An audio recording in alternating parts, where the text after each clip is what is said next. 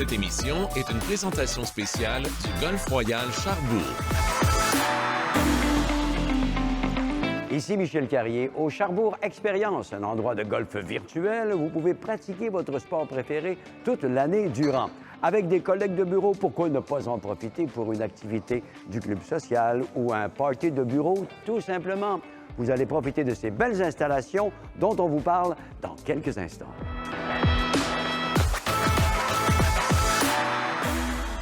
Dans une ambiance très relaxe, en compagnie de Kevin Monplaisir, qui est le directeur des opérations golf ici chez Charbourg Expérience. Kevin, quand on vient ici, on est confortable par moment. On peut s'amuser puis compétitionner à d'autres moments. C'est une ambiance qui est assez unique, Charbourg Expérience. Hein? Oui, absolument, Michel. On a une très belle salle, très belles installations. On a des bons simulateurs de golf, restauration, bar, là, donc... Ouais. Autant l'aspect golf que l'aspect fraterniser avec tes amis, collègues de travail, peu importe. Là, c'est une très belle place là, que les gens apprécient. Là. J'ai déjà aussi été près d'une équipe de hockey mineure et puis on cherche des activités. Ça se prête très bien ici pour amener des gens? Oui, absolument. C'est super agréable. Ils peuvent organiser un groupe avec les joueurs, puis c'est ce qui permet aux parents aussi de participer. Ouais. Donc, les parents peuvent se joindre aux joueurs puis former des groupes. Puis s'il y en a qui ne veulent pas jouer, bien, ils peuvent profiter du bar ou du service de restauration. Plusieurs entreprises tiennent beaucoup à faire d'autres activités qu'on appelle team building, si on peut dire. Là. Donc, peu importe le nombre de participants, 20, 30, 40, 50, 100. Mais s'ils tiennent, exemple, moi, c'est tous des débutants, on aimerait que ça se passe de telle façon. Exemple, avoir 1 heure de formation avant l'activité. C'est possible. Donc, tout est possible. Là. C'est comme vraiment large. Voilà. Puis des possibilités pour breuvage, nourriture et même aller plus loin, si on est un gros groupe, avoir un traiteur qui va venir sur place pour, à la demande, vous servir des mets qui vont convenir à un plus gros groupe, là, quand même. Oui, absolument. C'est une autre possibilité qu'on offre. Donc, si on parle, exemple, de 20, 30, 40 participants, il y a possibilité d'avoir le menu sur place.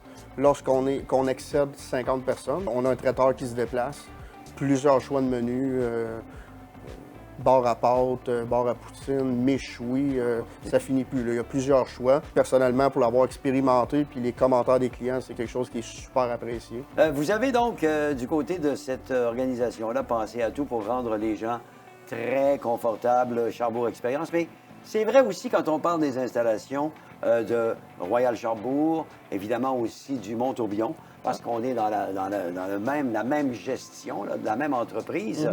Et donc, un peu partout, on va trouver toujours un beau service à la clientèle, particulièrement ici au Royal Charbourg, au niveau des jeux quand vient la belle saison, puis au niveau de la pratique également.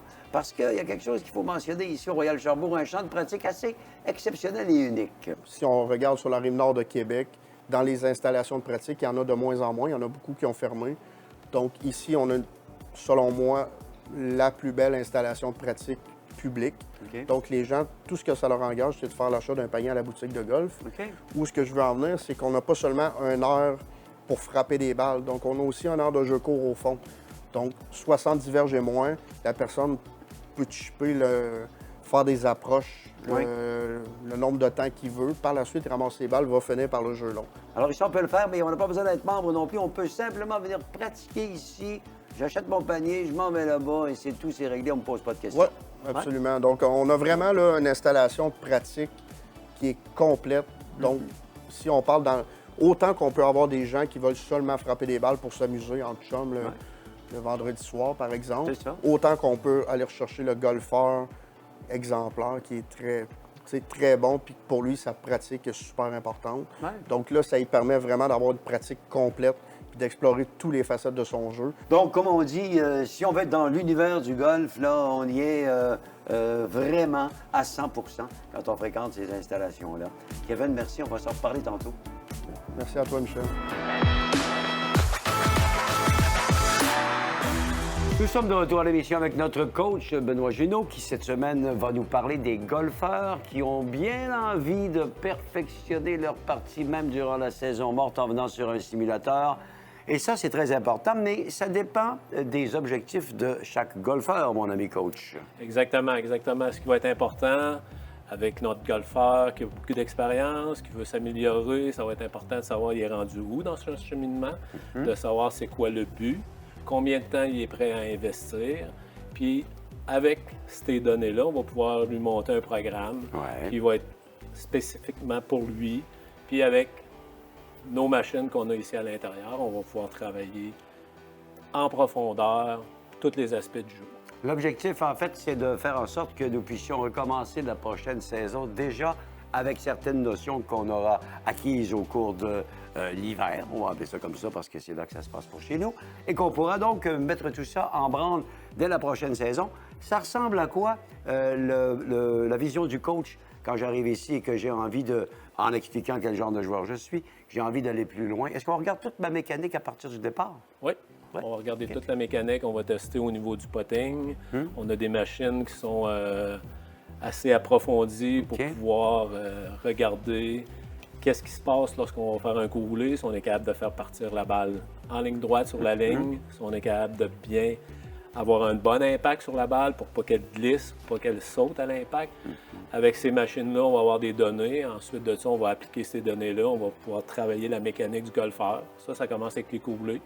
Cette machine-là est aussi très performante pour les coups en approche. Les coups lobés, les coups d'approche roulés. Et après ça, on a notre simulateur qui nous donne, comme vous voyez ici en arrière, des chiffres. Ces chiffres-là, pour un coach, ça en dit beaucoup. Alors, on apprend à notre élève qui veut aller plus loin à lire ces chiffres-là. Puis on va travailler avec ça pour modifier des choses dans son élan, tout dépendant du but, son but, pour après ça l'amener à l'extérieur l'été. Et tu me disais aussi avant, lorsqu'on parlait des possibilités de respecter l'anatomie de chacun des golfeurs, parce qu'on n'a pas tous le même élan, puis on n'est pas tous non plus faits pour avoir le même élan au golf. Exactement. Ça a beaucoup changé dans l'approche de l'enseignement. Alors, il faut vraiment vérifier la physionomie de chaque personne, ses restrictions physiques, ses handicaps.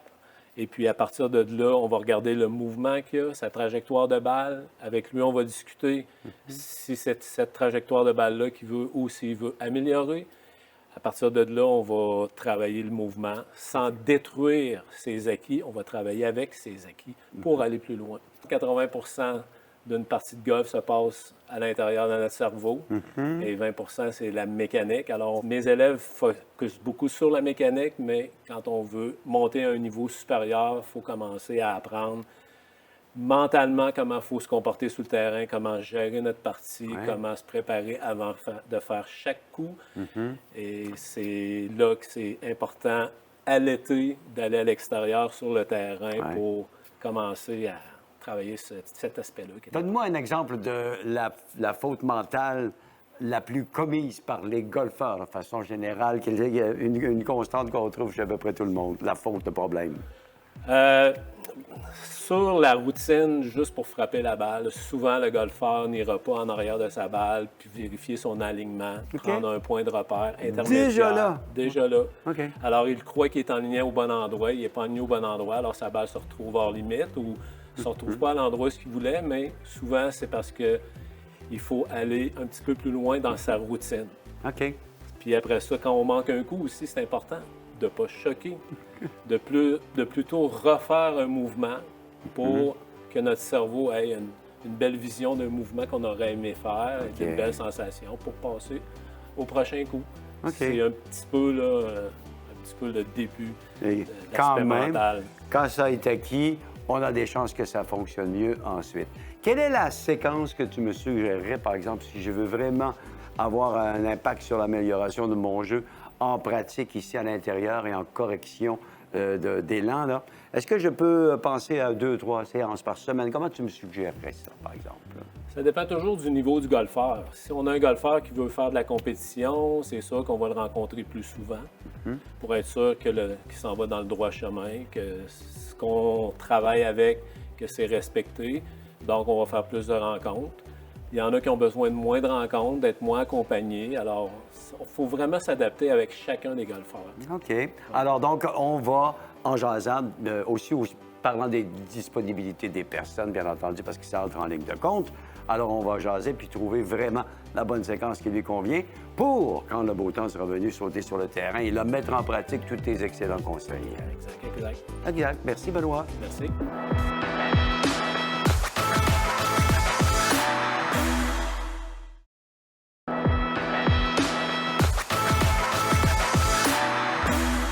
C'est le moment de faire un tour à la boutique en compagnie de Philippe Turcot, que l'on a déjà rencontré au cours d'une première émission. Je suis content de te retrouver, Philippe. Ouais, moi aussi, Michel. On a parlé de tout ce qui composait la boutique ouverte disponible 12 mois par année au Royal Charbourg, mais il y a des choses qui nous manquaient quand on s'est parlé la dernière fois. Par exemple, je voulais te parler de ceci.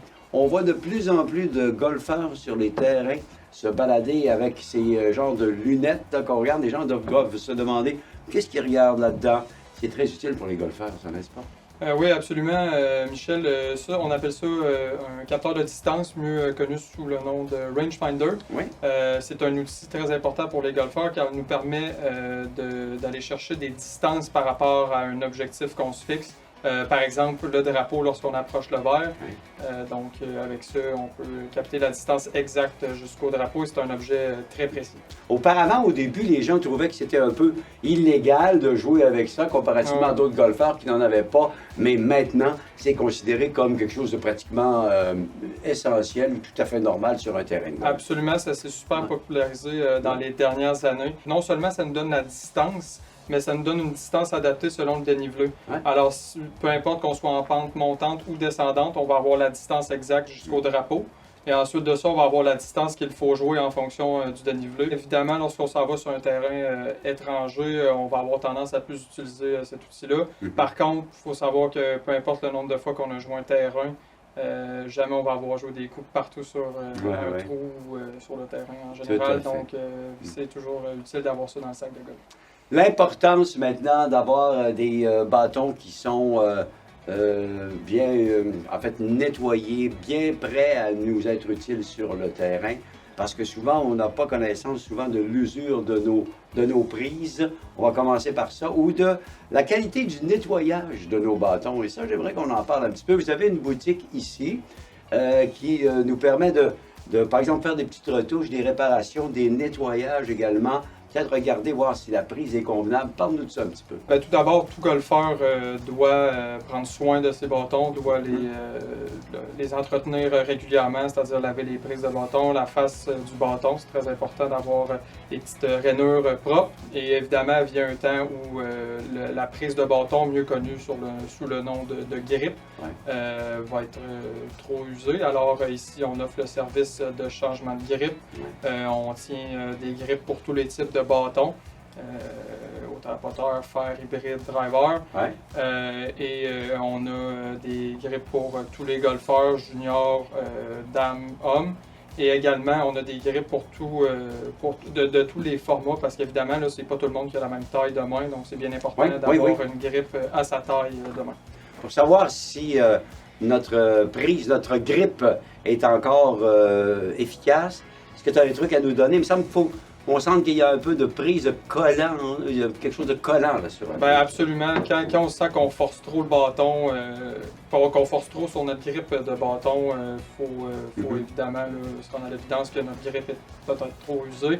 Alors c'est le temps de le changer, puis c'est quelque chose d'assez vital pour avoir un bel élan de golf. C'est ça. Puis on peut le nettoyer soi-même. Tu parlais tantôt de l'importance des petites rainures ici. Ceux qui se posent la question, là, c'est que c'est pas juste décoratif, tout ça. Ça a un effet quand elles sont bien nettoyées et bien libérées des saletés, là. Ça va avoir un effet sur notre cou et l'effet sur la balle. Hein, oui, c'est ça, absolument. Ça va donner un effet de rotation à la balle. Alors, c'est très important d'avoir des rainures qui sont très propres. On vend également des produits pour nettoyer ces rainures-là en boutique et on peut également le faire dans notre atelier à l'arrière-boutique. C'est ça. Puis tu nous dis qu'à la maison, on peut les entretenir. Évidemment, il y en a qui le font, j'en connais. On peut même nettoyer la grippe, si on veut, pour essayer de lui donner une plus... Une allure de jeunesse. Oui, c'est ça, exactement. Là. Et puis, en ce qui concerne les grippes, là, les gens en voient de divers modèles ici, mais il faut savoir que de plus en plus, c'est à la mode pour les grippes de fer droit, d'y aller avec les grippes qui sont beaucoup plus grosses. Là, absolument. Ça offre une certaine stabilité au niveau du poignet. Donc, ce qui vient avec ça, c'est une direction de bâton beaucoup plus droite. C'est ce qu'on recherche lorsqu'on pote. Ouais, c'est ça. Puis encore une fois, on s'ajuste à la grosseur des mains. Puis c'est bon et pour les hommes et pour les femmes, dépendant des grandeurs. Vous faites tout ça ici sans aucun problème. Absolument. À la boutique. Bon, je pense qu'on a couvert quand même quelque chose de très bien.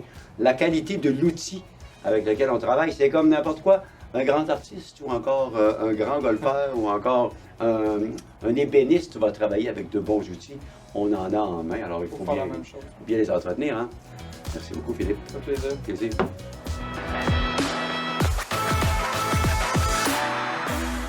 Nous allons passer cette portion de l'émission sur un sujet très intéressant et très important également pour les golfeurs, en compagnie de Kevin. Kevin, on va parler d'ajustement de bâton. En termes de golf, on entend l'expression « fitting », c'est l'expression anglophone, bien entendu, qu'on entend souvent pour les équipements. Mais explique-nous, c'est quoi exactement l'ajustement de bâton? L'aspect fitting ou ajustement de bâton, ce qui est super important de comprendre, c'est que si on recule de là plusieurs années, la plupart des gens faisaient l'achat de bâtons là, directement chez le magasin à grande surface ou peu importe l'endroit. Ouais. Donc, obligatoirement, la personne devait partir avec l'équipement stock, si on peut dire, ou ce qu'il y avait sur place. Maintenant, les compagnies ont beaucoup évolué, donc il y a eu beaucoup de changements qui se sont faits. Donc, si on prend exemple dans les têtes de bois ou de fer, donc on a quelques types de têtes de fer pour convenir à tout type de joueur.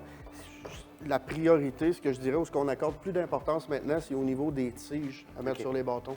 OK? Donc, si, exemple, on a 6 têtes de fer différentes chez une compagnie, on peut avoir plus de 200 tiges à mettre différentes sur chaque bâton. Donc, on va avoir des tiges en graphite pour les seniors, ceux qui ont un petit peu moins de vitesse d'élan, donc ce qui permet d'enlever toute résistance, toute douleur et de générer plus de vitesse d'élan. On va avoir des tiges en acier. Après ça, on va parler du niveau de la rigidité de la tige. Donc, on peut avoir des tiges fans, des tiges seniors, des tiges régulières, des tiges stiff, donc un peu plus raide.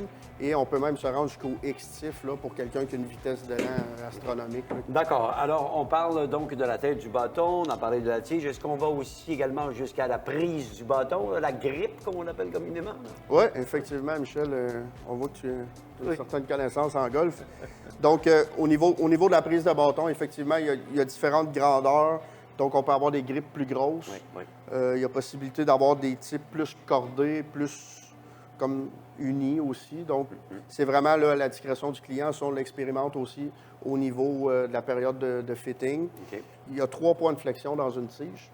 Donc, exemple, on appelle ça en anglais le high kick point ou le point de flexion en haut. Le mid kick point, le low kick point. Donc, exemple, quelqu'un qui frappe la balle hyper haute, on va aller mettre un point de flexion dans le haut de la tige qui va lui permettre de faire baisser sa balle. Ou à l'inverse, quelqu'un qui a une balle très, très basse, on va mettre un point de flexion plus dans le bas de la tige qui va permettre de faciliter la hauteur sur sa trajectoire de balle. C'est un peu ça, l'ajustement de bâton, c'est de trouver la meilleure combinaison tête, tige, longueur, point de flexion, comme tu le dis, pour faire en sorte que l'on joue le meilleur golf possible. Où ce qu'on va peut-être rejoindre, c'est soit le golfeur qui veut se perfectionner ou qui est quand même d'un certain niveau, mais il y a aussi la clientèle, les messieurs, exemple, plus âgés, retraités. Donc, à ce moment-là, maintenant, on va les envoyer dans le graphite, ce qui va faciliter l'élan, donc générer plus de vitesse d'élan et enlever beaucoup de résistance ou de douleur, là, exemple, dans les bras ou dans les coudes. Plus on a une vitesse de bâton rapide, plus on aura une tige qui sera rigide. Hein? C'est un peu ça le principe. En vieillissant, ben, on va perdre un petit peu de vitesse. C'est pour ça qu'on demande une tige qui est plus flexible. Exactement. Et tu me parlais des blessures également. On peut sauver bien des blessures. Ça, c'est important quand même pour les gens qui peuvent avoir des problèmes, épaules, coudes, ainsi de suite, à cause de l'impact. Là. Exactement. Donc, la tige en acier va donner beaucoup de résistance dans les bras et dans les coudes lorsqu'on va manquer le coup, tandis que la tige en graphite va limiter énormément le risque de blessure. Et il y a aussi l'aspect de nombre de grammes dans la tige qu'on peut jouer. Donc, il y a du 40 grammes, 50 grammes, 60, 70 grammes. Donc, quelqu'un, exemple, qui a une vitesse d'élan astronomique, qui frappe très loin, mais qui a de la misère un petit peu plus à contrôler sa trajectoire de balle, il y a possibilité d'ajouter du poids dans la tige afin de réduire sa dispersion. Pour connaître exactement quel genre d'élan j'ai et quel genre d'impact et de vitesse j'ai, tu me fais frapper sur le simulateur une certaine quantité de balles et ensuite on fait une analyse de ce que ça donne sur le tableau? Oui, exactement. Donc, le simulateur permet de générer des données, donc tout ce qui est vitesse de balle, vitesse d'élan, corridor de dispersion, comme je viens de te mentionner. Okay. Donc, à quel point vous manquez large dans l'allée. Moi, je considère que pour le golfeur qui veut progresser, s'améliorer, c'est super important de le faire. C'est la raison pour laquelle on fait des journées de démo ici.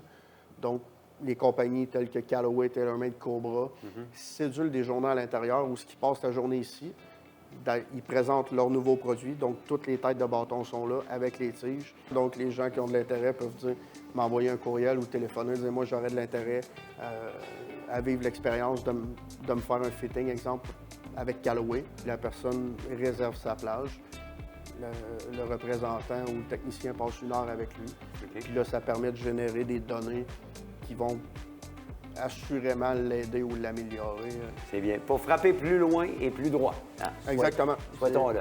Alors, vous êtes informé sur donc l'ajustement de bâton sur mesure. Vous êtes en mesure de nous faire ça ici, chez Charbour Expérience, et évidemment au Club de golf Charbour et au Club du Mont-Tourbillon. Donc, si les gens ont de l'intérêt, qu'ils n'hésitent pas, on est là pour leur donner un coup de main.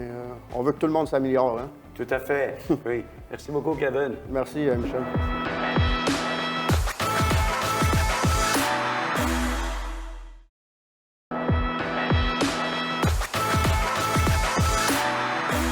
Benoît, il n'y a aucun doute que si on a profité des installations de golf virtuelles pendant toute la saison morte et qu'on arrive sur le terrain au printemps, on est confiant, on a vraiment de l'avance sur les autres. Là. Je pense qu'on va se le faire dire sur le terrain aussi. Hein? Oui, c'est sûr qu'on a de l'avance. On a vraiment de l'avance. Puis, en plus, on va bénéficier à l'intérieur, sur l'écran, des mêmes facteurs qu'à l'extérieur. Oh! Parce qu'on peut, à l'intérieur, on peut mettre du vent à différentes forces.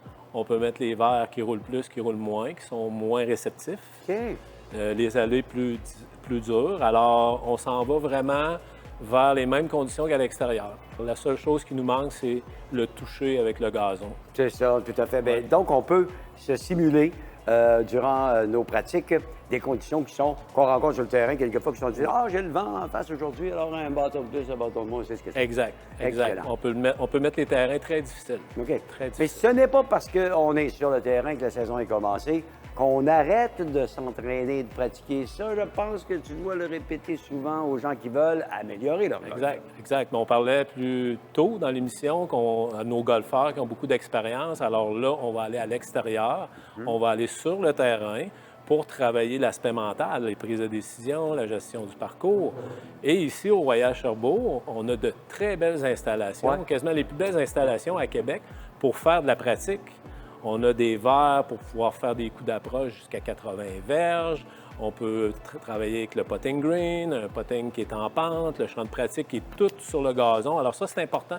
Lorsqu'on va frapper des balles, d'essayer d'être sur le gazon l'été quand on peut. OK. Et aussi, peut-être pour certains, de travailler certains coups dans diverses situations.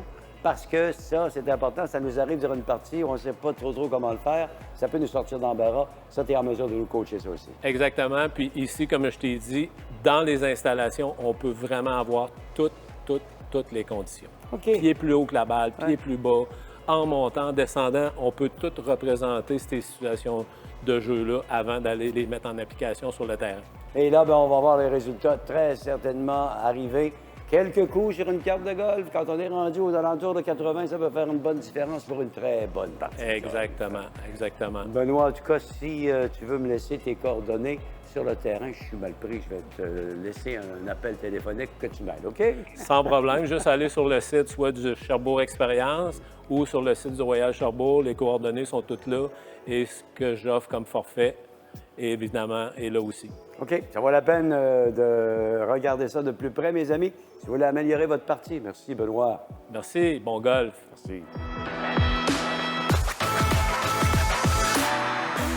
Alors, Kevin, si on résume l'expérience, Charbour Expérience, c'est pour ça que ça s'appelle comme ça, c'est qu'on vit pleinement l'expérience de golf. Quel que soit son goût de se de s'avancer dans ce sport-là, que ce soit juste pour une expérience ou encore pour aller plus loin dans ce qu'on sait déjà. C'est tout à fait complet. Hein? Effectivement, Michel, on ne peut pas avoir plus complet. On a tellement de possibilités de services offerts ou de forfaits disponibles, tant à l'intérieur qu'à l'extérieur.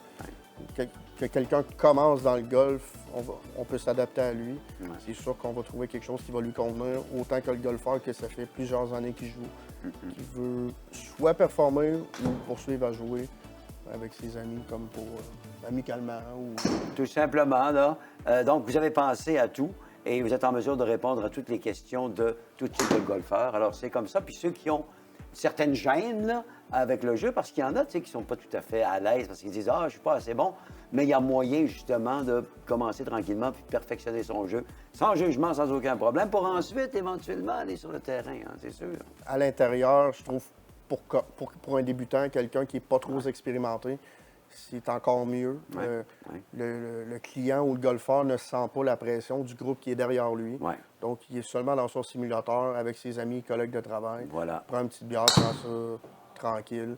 Donc, il n'y a pas vraiment de pression qui se passe. Ouais. Donc, c'est parfait pour débuter et développer et progresser dans le monde du golf, surtout que si on regarde même Golf Québec et Golf Canada, maintenant, en font un petit peu la promotion. Donc, niveau plaisir, rencontrer des amis, rencontrer des gens, ça a changé un petit peu à ce niveau-là. Puis c'est ce qui fait qu'on a beaucoup de relève et que ça devient très plaisant.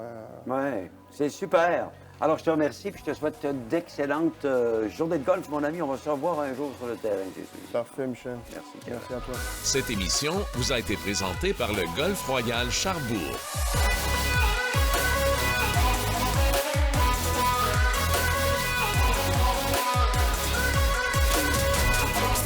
Donc, que ce soit pour vous amuser avec vos amis, votre famille, vos collègues, Charbourg Expérience s'avère une très belle activité. Si vous voulez rester en contact avec vos bâtons de golf à l'année longue et profiter de conseils de professionnels, vous êtes aussi à la bonne place. Donc, au plaisir de vous rencontrer chez Charbourg Expérience.